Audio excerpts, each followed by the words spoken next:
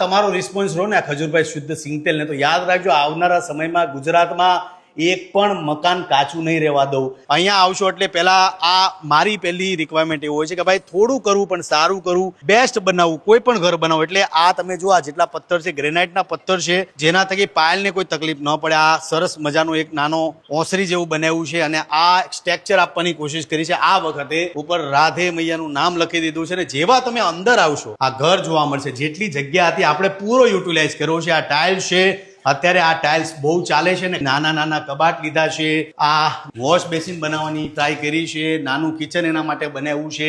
મારો પોતાનું ખજૂરભાઈ શુદ્ધ સિંગતેલ છે ને આજે ખાસ એક તમામ લોકો સાથે ચર્ચા કરવી છે કે આ ચાલ્યું ને તો આખા ગુજરાતમાં જેટલા પણ પતરાવાળા ઘર છે ને આવનારા સમયમાં ખાલી વાતો નથી કરતો, બોલ બચ્ચનમાં નથી માનતો, કામ કરવામાં માનું છું અને બેસ્ટ વસ્તુ કરવામાં માનું છું. એટલે કહું છું કે આ તમારો રિસ્પોન્સ રહો ને આ ખજૂરભાઈ શુદ્ધ સિંગતેલ ને, તો યાદ રાખજો આવનારા સમયમાં ગુજરાતમાં એક પણ મકાન કાચું નહીં રહેવા દઉં.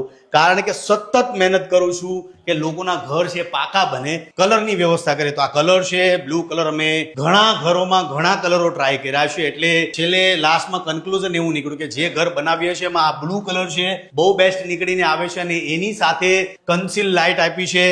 બધી વસ્તુ અપ ટુ ડેટ, થોડું કરો પણ સારું કરો એ વાતમાં વધારે બિલીવ કરું છું.